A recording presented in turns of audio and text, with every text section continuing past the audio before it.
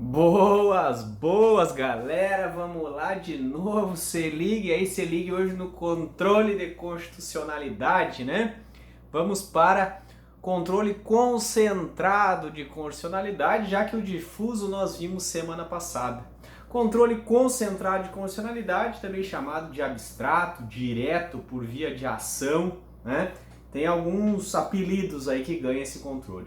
Esse controle, em regra, ele ocorre no Supremo Tribunal Federal, tá? A regra é essa, o controle concentrado de constitucionalidade, ele é concentrado por quê? Porque ele se concentra no Supremo Tribunal Federal, enquanto que o controle difuso ele é espalhado por qualquer juízo ou tribunal. Maravilha? Tá bom? Então, coloquei aqui um breve esquema. Controle concentrado se concentra, né, no Supremo Tribunal Federal. Vocês já sabem o que é controle de constitucionalidade, porque teve uma aula de introdução ao controle de constitucionalidade. Mas também o controle concentrado de constitucionalidade, ele também pode ocorrer nos tribunais de justiça dos estados. Também pode ocorrer, então, nos tribunais de justiça dos estados. Ele se concentra também nos tribunais de justiça dos estados.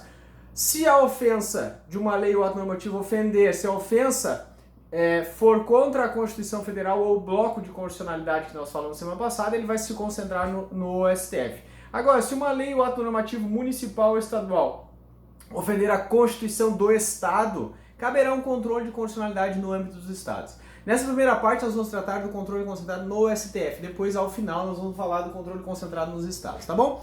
O controle concentrado no Supremo Tribunal Federal, ele ocorre da seguinte forma: por meio de uma ADI, ação direta de inconstitucionalidade, ADC, ação declaratória de constitucionalidade, ADO, ação direta de inconstitucionalidade por omissão, ADPF, arguição de descumprimento do preceito fundamental, ou ainda representação interventiva. Vamos passar todas essas, sendo que hoje nós vamos passar apenas ADI, tá bom? Definição ADI. O que é ADI? ADI é uma ação de caráter objetivo, tá?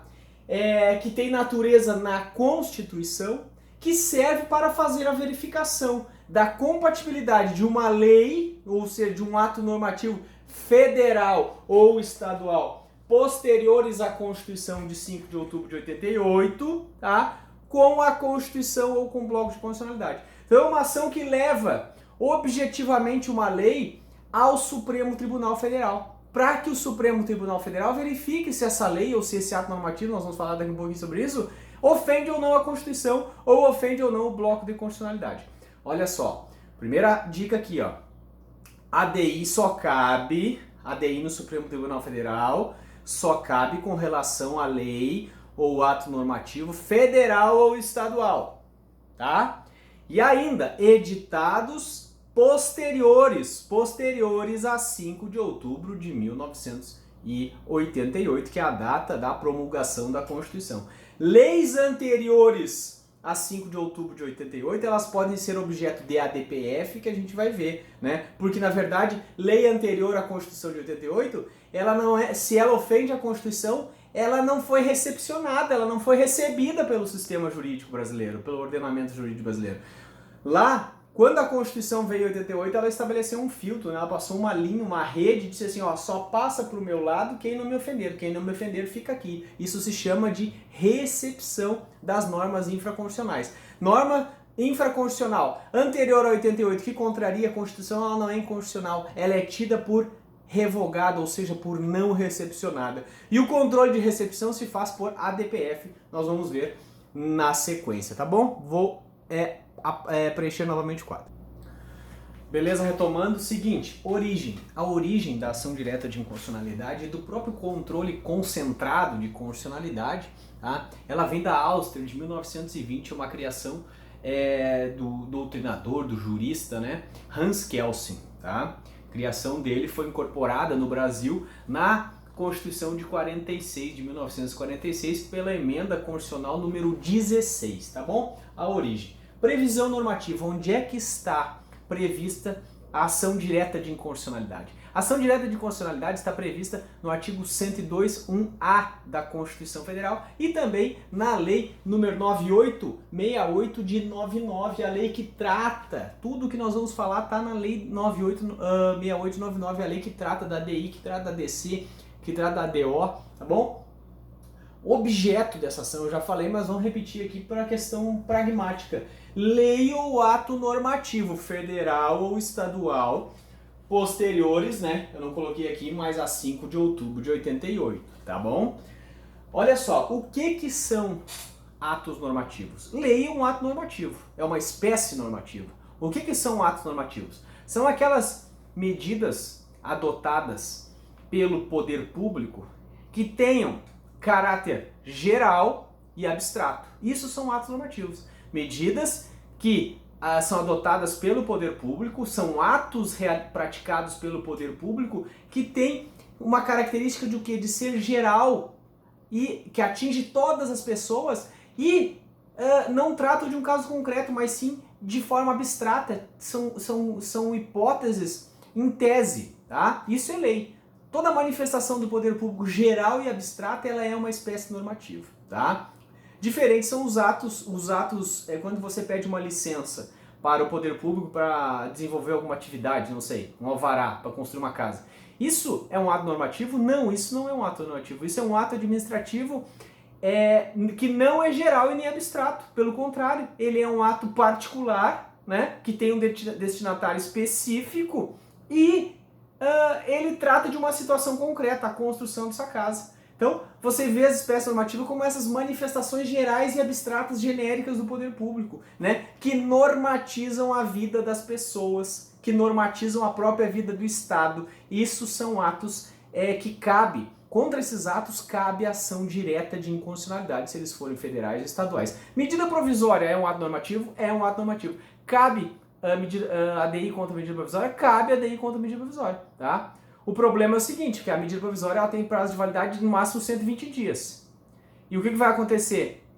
Se você não vê as pessoas que podem ajuizar a ADI, ajuiza uma ADI contra uma medida provisória e essa medida provisória é convertida em lei. Como é que fica essa ADI? Vai perder o objeto, porque o momento que a medida provisória é convertida em lei pelo Congresso Nacional, ela não existe mais. Então é uma ADI contra algo que não existe mais, tá? Então perde o objeto, mas cabe a ADI contra a medida provisória, mas tem a questão dos 120 dias. Outra coisa, lei do Distrito Federal cabe ADI?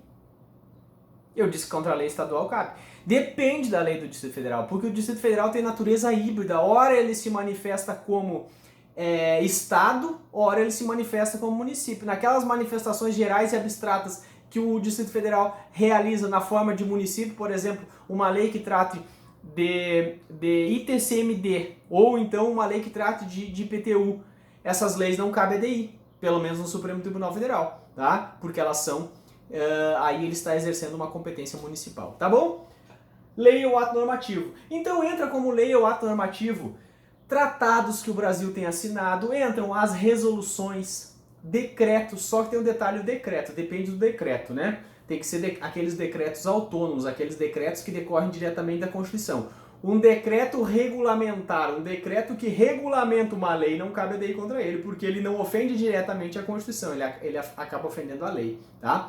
Então, decretos autônomos, o decreto legislativo editado pelo Congresso Nacional, esse decreto legislativo cabe ADI, porque ele decorre diretamente da Constituição. Então, para que caiba ADI, tem que decorrer, a norma, o ato normativo tem que decorrer diretamente da Constituição. Cabe contra medidas provisórias, resoluções, inclusive resoluções ali quando o CNJ, o CNMP editam suas resoluções, essas resoluções para regulamentar a atividade judicial, a atividade do Ministério Público, sobre elas cabe ação direta de inconstitucionalidade, tá bom? Súmula vinculante cabe ADI? Não cabe ADI contra a súmula vinculante porque existe na lei da súmula vinculante uma forma de você rever a súmula vinculante. Existe um processo próprio para, se a súmula vinculante ofender a Constituição, existe lá um procedimento para verificar essa ofensa, que não é ADI, tá? O procedimento de revisão da súmula. E outra coisa, a ADI, ela é uma manifestação, ela tem, na verdade, efeitos concretos, ela se aplica em determinadas situações concretas julgadas pelo Poder Judiciário, tá bom? Leis municipais também não cabe, certo? Olha só, contra normas constitucionais originárias. Não cabe, é óbvio que não cabe. Não imagina uma norma constitucional editada lá em 88, o Constituinte originário editou uma norma, você vai impugnar ela dizendo que ela é inconstitucional? Como que você vai impugnar ela dizendo que ela é inconstitucional? Se ela é o parâmetro para dizer o que as coisas são constitucionais ou não? Então, não tem como você ajuizar uma ação direta de constitucionalidade contra uma norma constitucional ordinária. Eu já participei de um TCC que o aluno dizia que a Constituição é inconstitucional. Não, não dá. A Constituição pode ser todos os is, menos inconstitucional, tá? As normas constitucionais originárias não pode. Tá bom? Maravilha, seguindo. Legitimidade. Quem pode propor ADI? Eu posso propor ADI? Não, não posso. Você pode propor ADI? Não, não pode. Só se você for PGR, se você for presidente da República, se você for governador do estado, tá? Se você for o presidente do Conselho Federal da OAB, assim mesmo que impetra é o Conselho Federal da OAB, tá bom? As pessoas que podem ajuizar a ação direta de constitucionalidade estão no artigo 103 da Constituição. São elas. Vamos ler o artigo 103 da Constituição. Até 88 apenas o Procurador-Geral da República, né, ajuizava. Até um certo período, né? Agora, depois houve uma abertura dos legitimados. O artigo 103 fala: podem propor ação direta de constitucionalidade e adesão declaratória de constitucionalidade o presidente da República, a mesa do Senado Federal, e não o Senado Federal, a mesa do Senado Federal, a mesa da Câmara dos Deputados, a mesa das Assembleias Legislativas ou Câmara Legislativa do Distrito Federal, mesa da Assembleia Legislativa do Estado, o governador do Estado, o Procurador-Geral da República, o Conselho Federal da OAB, partido político com representação no Congresso Nacional ou confederação sindical ou entidade de classe de âmbito nacional. Tá bom? Esses são os legitimados, vocês olhem no artigo 103 da Constituição. Detalhe seguinte: os legitimados do artigo 103, alguns deles são universais e outros são especiais. Como assim? Tem legitimado ali, por exemplo, o Procurador-Geral da República, presidente, mesa do Senado, mesa da Câmara dos Deputados, Confederação Nacional da OAB. Esses caras, eles podem ajuizar, Conselho Federal da OAB, desculpe, pode ajuizar ação direta de constitucionalidade sobre qualquer norma, sobre qualquer coisa. Não se exige deles pertinência temática. Já os demais que eu li ali, eles precisam. Por exemplo, o governador do estado. O governador do estado não pode ajuizar ADI sobre qualquer coisa, tá? Tem que ser uma lei sobre ato normativo que tenha uma relação com o estado dele. Ele não vai impugnar uma lei dizendo que é inconstitucional. O governador de Santa Catarina não vai impugnar uma lei do estado do Rio Grande do Sul dizendo que a lei do Rio Grande do Sul é inconstitucional. Não, ele não pode fazer isso. Por quê? Porque lhe falta pertinência temática. Ele é um legitimado especial, tá bom? O legitimado universal pode ajuizar sobre qualquer coisa, o legitimado especial. Os legitimados especiais é o governador, a Assembleia Legislativa do Estado, partido político não é nacional, ele tem uma abrangência nacional. Ali a confederação sindical, tá? A confederação, o sindicato vai ajuizar, não vai o sindicato dos professores ajuizar uma ação para o sindicato dos engenheiros, nada a ver. Tem que ter relação com o tema. Isso se chama pertinência temática. Beleza? O que eu ia falar agora aqui sobre legitimados? Eu esqueci que eu ia dizer sobre legitimados, tá bom? Mas vamos seguindo. Ainda, só um exemplo. Você sabe lá que tem um imposto sobre grandes fortunas previsto na Constituição, né? Tem a Constituição lá pelo artigo 150 que fala do imposto sobre grandes fortunas. Só que não existe esse imposto ainda. E teve um governador que ajuizou uma ação direta de inconstitucionalidade por omissão, pedindo por quê? Que fosse reconhecida a falta desse imposto. O Supremo Tribunal Federal ele diz o que? Não, senhor governador, você não tem legitimidade, isso é uma questão de nacional. É uma questão nacional, falta ao senhor legitimidade, porque isso aí... o teu estado, em tese, até pode receber algum valor sobre isso, mas enquanto ele não receber nenhum valor sobre isso, você não tem legitimidade para ajuizar essa ação, tá bom? Amicus curiae. O que é amicus curiae? Anticúria, que nem eles falam, né? O que é esse cara aí? Esse cara, ele é aceito no processo de controle na ADI para quê? Para vir contribuir para o debate. Porque o juiz, o integrante, o membro, né, o ministro do Supremo Tribunal Federal, ele conhece do direito.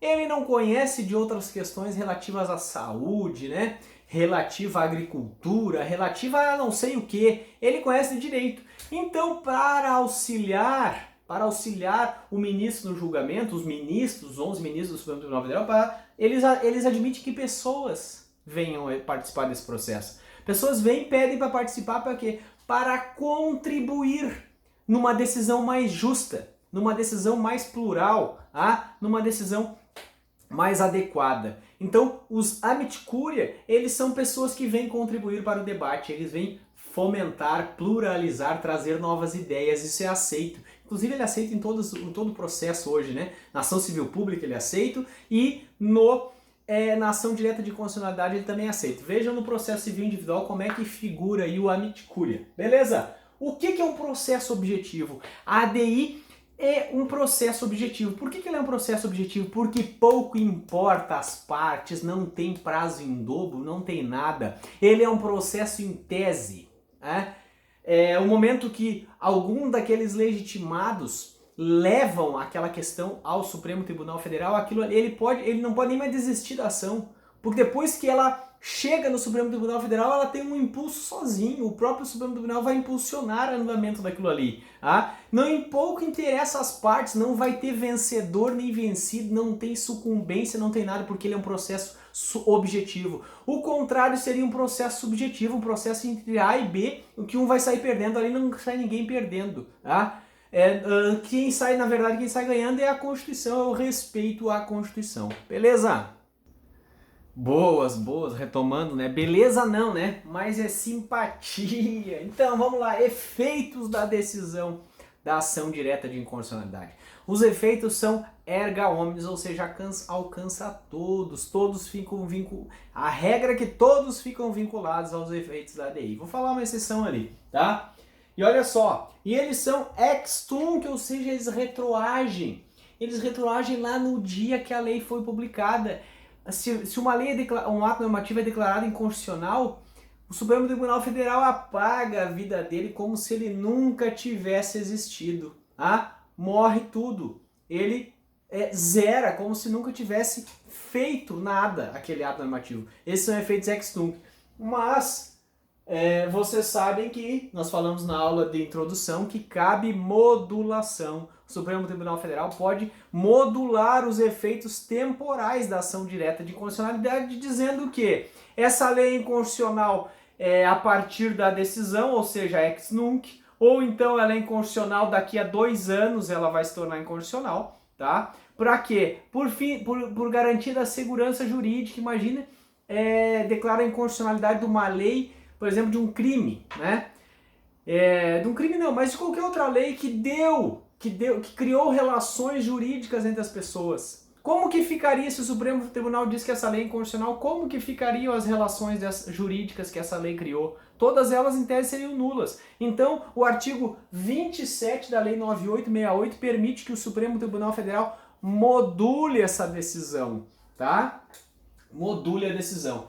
Eu já vou falar do quórum para modulação, mas só voltando ali, eu disse que o efeito da declaração direta de constitucionalidade é erga omnes, ou seja, atinge a todos, tá? Só que tem um detalhe, não vincula o legislador, certo? Não vincula o legislador. Se o legislador, Congresso Nacional, quiser no outro dia fazer uma lei igual a que foi declarada inconstitucional, ele pode fazer essa mesma lei.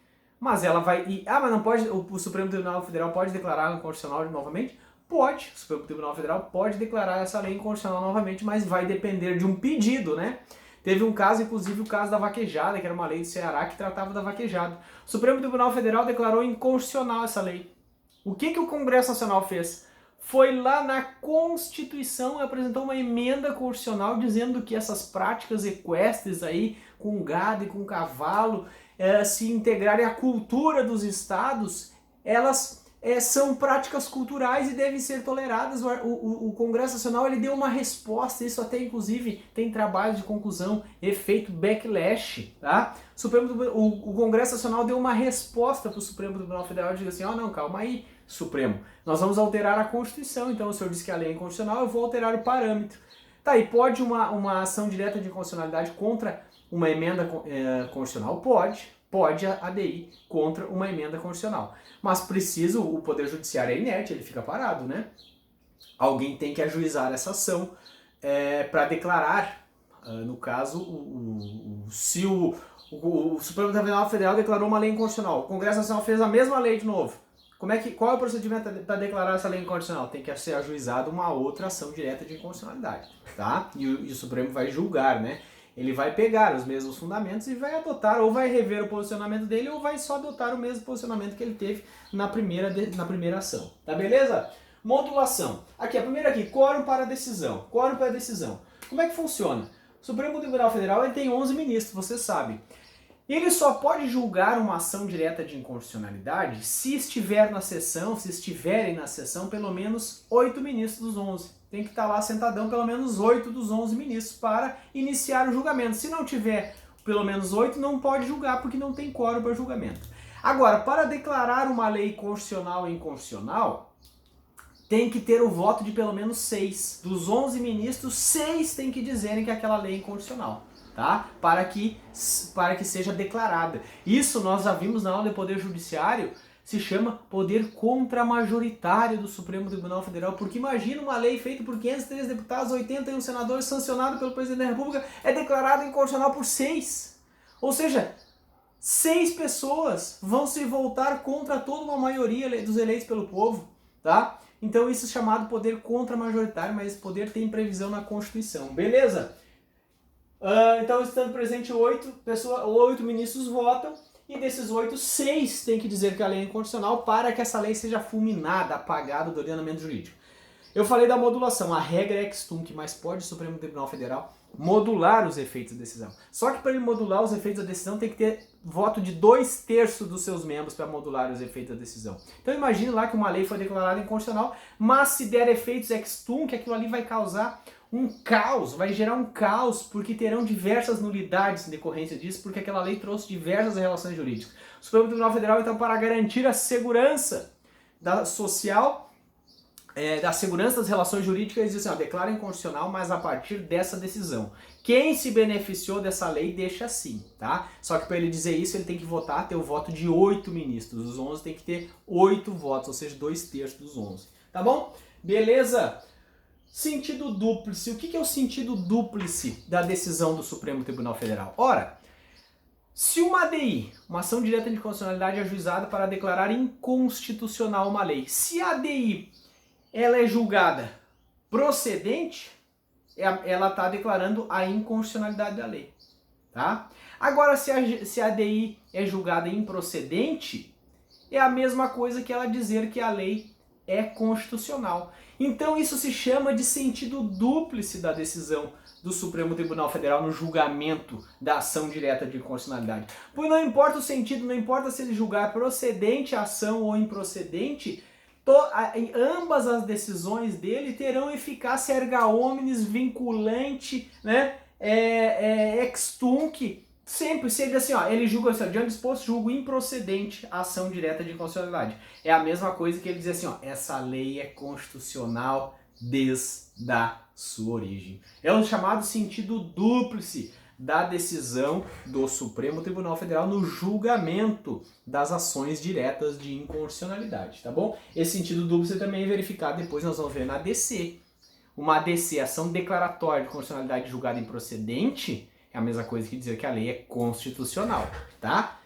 Sentido dúplice da decisão. Olha só, irrecorribilidade, as decisões do Supremo Tribunal Federal, do plenário, as decisões do plenário do Supremo Tribunal Federal no controle de constitucionalidade, em regra as decisões do Supremo Tribunal Federal do plenário são irrecorríveis, não tem, a partir dali, não tem instância superior, não tem para quem recorrer. Cabe apenas um agravo, ou se for um agravo regimental, algo do tipo, ou embargo de declaração, mas não tem o devido processo legal esgota no Supremo Tribunal Federal. Se ele já começa no Supremo Tribunal Federal, a decisão proferida numa ação direta de inconstitucionalidade, ela é irrecorrível, cabe apenas o quê? Embargos de declaração contra essa decisão, tá? Se tiver alguma obscuridade, alguma contradição ou alguma omissão. O resto não tem outro recurso, porque a decisão é irrecorrível. Efeitos repristinatórios. Efeitos repristinatórios. Você sabe, né, o que é repristinação. Não existe repristinação tácita no direito brasileiro. Tá lá, vocês viram, alguém um dia já falou lá na LINDB, né? Artigo 3º, acho, nem sei que artigo da LINDB, tá escrito assim, não haverá repristinação no direito brasileiro, salvo se expressamente. Ou seja, o que acontece? O que é repristinação? Imagina lei A e lei B. Lei A e lei B. tá? A Lei A estava muito bonitinha, lá vigente e tudo mais, veio a Lei B e puf! Não, desculpa, Lei A, Lei B e Lei C, tá? A Lei A estava de boa, veio a Lei B e revogou a Lei A. E passou a tutelar toda aquela historinha que tutelava a Lei A. Veio a Lei B, revogou a Lei A. Depois veio a Lei C, revogou a Lei B e não falou e não tratou do assunto, simplesmente revoga-se a Lei B. A Lei A volta a viver? Ou seja, ela repristina? Não. Salvo se a Lei C vier dizer assim, ó, revogo a Lei B e dou nova vigência à Lei A. Isso é uma repristinação, isso no direito brasileiro só existe repristinação expressa. Agora, na decisão do Supremo Tribunal Federal, ela tem uma eficácia repristinatória. Como assim? Imagine se o Supremo Tribunal Federal diz, ó, a Lei B, tem a Lei A, depois veio a Lei B e revogou a Lei A, tá? Depois alguém ajuizou uma ação direta de inconstitucionalidade contra a Lei B. E o Supremo Tribunal Federal disse assim, ó, a Lei B é inconstitucional. Ponto. Se ele disse que ela é inconstitucional, essa decisão foi efeitos ex tunc, ou seja, ela vai retroagir lá o dia do nascimento dela. De forma que ela nunca nasceu. E se ela nunca nasceu, ela nunca revogou ninguém. Tá? Então, a Lei B, que em tese estava morta, ela volta a ter vigência. Isso é o efeito repristinatório da decisão do Supremo Tribunal Federal no controle direto de constitucionalidade, na ação direta de constitucionalidade. Tá? No momento que ele diz que a lei é inconstitucional, adotando a teoria da nulidade, que nós já vimos lá na introdução, adotando a teoria da nulidade, é como se aquela lei nunca tivesse existido. Se ela nunca existiu, ela nunca revogou ninguém, caso ela tenha revogado. Tá bom? Cautelar. O que é cautelar? Pode suspender a eficácia da lei objeto de ADI, ajuizou a ação direta de constitucionalidade dizendo que a lei é inconstitucional e fez o seguinte, pediu uma cautelar para que suspenda a eficácia dessa lei até o julgamento final. Cabe isso? Cabe. Né? A regra é o seguinte, o Supremo Tribunal Federal, pelo mesmo quórum ali de 6 votos, ele pode conceder uma cautelar, né? Uma liminar, não sei, mas para suspender a eficácia da decisão até o julgamento final da ação direta de inconstitucionalidade. Detalhe, a regra é que isso aconteça, né, pelo plenário, pelos 6 ministros. Salvo nos casos de recesso que o relator ali, algum dos ministros que estiver no plantão, ele vai poder conceder, o presidente, em tese, vai poder conceder a suspensão sozinho, né? Teve o caso ali daquele juiz de garantias, tem uma liminar ali suspendendo a aplicação daquele dispositivo, né? Até o julgamento final da ADI sobre o juiz de garantias. Foi concedido monocraticamente pelo Dias Toffoli, tá bom? Beleza? Participação da AGU e do PGR. Em toda ação direta de inconstitucionalidade que o Procurador-Geral da República não for o autor, ele vai participar como custos legis, como fiscal da lei, fiscal da ordem jurídica, dos princípios constitucionais, fiscal da Constituição. Ele vai fazer o quê? Ele vai dar um parecer, ele vai se manifestar sobre aquele processo de controle de constitucionalidade que está tramitando no Supremo Tribunal Federal quando ele não for o autor, tá? Ele vai participar do processo como custos legis. Então alguém ajuizou, a AB ajuizou, vai ser intimado o Ministério Público Federal pelo Procurador-Geral da República para apresentar um parecer, dizer o que o Ministério Público acha como fiscal da lei daquela ação. E o AGU, o Advogado-Geral da União, o que o Advogado-Geral da União vai fazer? Ele vai ser citado. Por que ele vai ser citado? Porque ele vai fazer a defesa do texto impugnado, do ato normativo impugnado. Por quê? Porque aquilo ali presume-se que é constitucional, presume-se que é top aquilo ali. Como assim? Imagina, foi feito por 513 deputados, 81 senadores, sancionado pelo presidente da República, e depois vai vir 6 pessoas declarar inconstitucionalidade. Não, alguém tem que fazer a defesa dessa lei aí. E o Advogado-Geral da União, então, ele faz a defesa da lei impugnada. Ele vai ser, em tese, o advogado da lei. Ele vai apresentar a defesa para que a ação direta de inconstitucionalidade seja julgada improcedente e a lei e seja preservada, garantir a constitucionalidade da lei que se presume. A lei presume-se constitucional, enquanto não for declarada, ela presume-se constitucional, porque ela teve já controle de constitucionalidade sobre ela, por exemplo, na Comissão de Constituição e Justiça, por exemplo, na sanção do presidente da República, isso tudo aí tem controle de constitucionalidade também, tá bom? Beleza? Para finalizar aqui, ó, mais duas reclamações.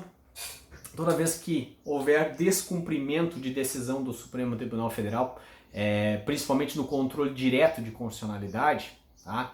A gente declarou inconstitucional e o juiz está aplicando, continua aplicando a lei. O que você vai fazer? Reclamação para o Supremo Tribunal Federal para ele preservar a autoridade de suas decisões.